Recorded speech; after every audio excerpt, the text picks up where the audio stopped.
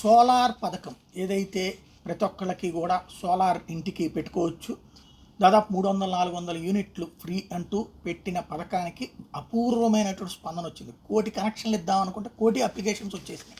Already online రిజిస్ట్రేషన్లు.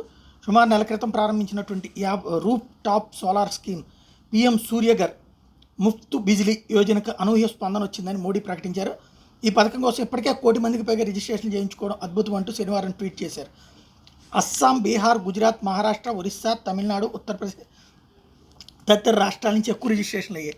ఇప్పటికే registration చేయించుకొని వారు సాధ్యమైనంత త్వరగా ఆ పని చేయాలని చెప్పి కోరారు. అంటే దాన్ని బట్టి ఈ 1 కోటి కాదు, ఇంకా ఎక్కువ ఇవ్వడానికి సిద్ధంగా ఉన్నారు.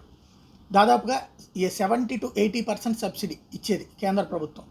కాబట్టి ఇది చాలా కీలకమైనటువంటి అంశం. అనేక మంది ప్రజలు దీనికి కాన్సన్ట్రేట్ చేస్తున్నారు.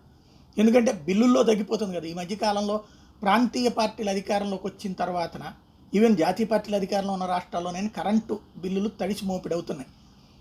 ఏదైతే వాళ్ళు సోలార్ విండ్ కాకుండా ఇతరత్ర కరెంట్ ఎక్కువ కొనాల్సి వస్తుంది, దానివల్ల బిల్లులు ఎక్కువైపోతున్నాయి. ఎవరికాళ్ళు ఇళ్ల దగ్గరనే సోలార్ కనుక పవర్ వాడుకుంటే బిల్లుల్లో 3 వంతులు వాళ్ళకే తగ్గిపోతుంది. అప్పుడు ఈ తతంగం ఉండదు. అందుకనినే మధ్యతరగతి ఎక్కువగా ఈ సోలార్ రూఫ్ వాటికి ప్రయారిటీ ఇస్తున్నారు. సబ్సిడీ వస్తుంది 70-80% అనేటప్పటికీ అందరూ అప్లికేషన్ పెట్టుకున్నారు. కొంతమంది 50% అవుతుంది అనుకుంటా. ఓవరాల్గా మంచి స్పందన లభించింది.